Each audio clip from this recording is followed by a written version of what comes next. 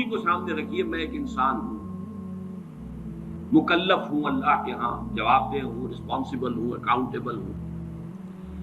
کچھ چیزیں مجھ پر وارد ہوتی ہیں، کوئی مصیبت آ گئی، کوئی تکلیف آ گئی، کوئی بیماری آ گئی، کوئی نقصان ہو گیا، کچھ ہو گیا۔ اب نوٹ کرنا چاہیے کہ اس کے کچھ اسباب ہوں گے، مادی اسباب ہیں یا کچھ اور لوگ ہیں، کسی نے میرے گھر کو فرض کیجئے کہ کوئی نقصان پہنچانا چاہا ہے، اس نے کام کیا ہے، کسی نے مجھے اٹھا کے پتھر دے مارا ہے، تو یہ سارے فیکٹرز ہیں، لیکن یہ شے بالفعل مجھ پر نہیں وارد ہو سکتی اگر اللہ کا اذن نہ ہو۔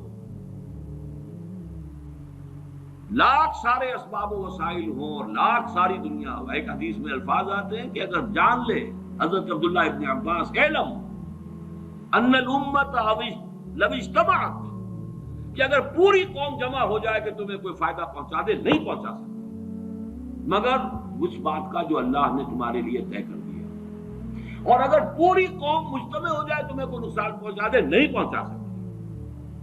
تو یہ اسباب و وسائل جو مجھ پر آ رہے ہیں، ان میں جو ہے فیصلہ کنش اذن رب ہے۔ تو میں یہ بھی کہہ سکتا ہوں مجھ پر یہ اس کی لائی ہوئی مصیبت آ گئی، اور یہ بھی کہہ سکتا ہوں کہ اللہ کی طرف سے مجھ پر آیا، وہ خیر ہو یا شر ہو، بالقدر خیر ہی و شر ہی۔ بھلائی کسی نے کرنی چاہیے، اس کا مجھے احسان ماننا چاہیے، اس کا مجھے شکریہ ادا کرنا چاہیے، کوئی بدلہ دے سکتا ہوں تو دینا چاہیے، یہ دنیا کا معاملہ ہوگا۔ اسی طرح کسی نے مجھے نقصان پہنچایا، میں قصاص لے سکتا ہوں، قانونی طور پر مجھے اس کا حق حاصل ہے، لیکن یہ جان لیجئے کہ یہ اچھائی یا بھلائی مجھ تک نہیں آ سکتی تھی بغیر اذن رب۔ تو اذن رب شامل ہو گیا نا، تو میں اس کو شامل کر رہا ہوں، والقدر خیر ہی و شر ہی من اللہ تعالی۔ دوسری طرف میں کچھ کام کرنا چاہتا ہوں، اچھا یا برا جو بھی ہے، یا کوئی میرا منصوبہ ہے بہت بڑا، اب اس میں ایک تو میرا ارادہ ہے جو میرے اندر سے نکلا، ہزارہ عناصر ہوں گے کہ جو اس کے اندر انوالوڈ ہوں گے، بہت سے مادی وسائل اس کے لیے درکار ہوں گے، اسباب نہ ہو جمع تو یہ کیسے کام شروع ہو سکتا ہے؟ اسباب کرے جمع، خدا ہی کا یہ کام۔ یہ عزم تیرا، یہ مجھے الفاظ پھر یاد آ گئے، وہی اکبر الہ آبادی کے، یہ میرے دروس میں یہ اشعار بہت آئے ہیں، اب کچھ ذہن سے اوجھل ہو گئے۔ یہ عزم تیرا سعی سے دمساز ہو کیوں کر، عزم تو ہے، عمل کیسے ہو؟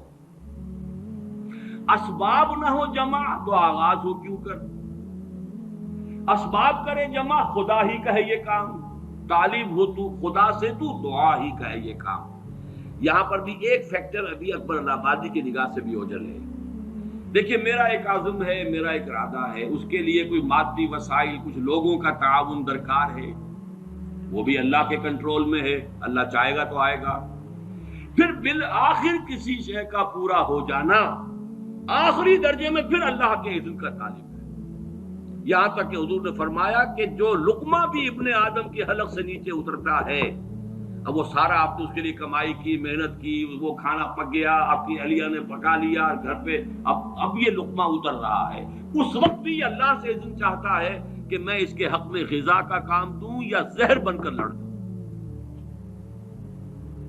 لہذا میں یہ بھی کہہ سکتا ہوں کہ یہ کام اس طرح ہو گیا، میرے کرنے سے ہو گیا، ان اسباب سے ہو گیا، ان مددگاروں کی مدد سے ہو گیا، اور یہ بھی کہہ سکتا ہوں کہ یہ کام میں نے نہیں کیا، اللہ نے کیا۔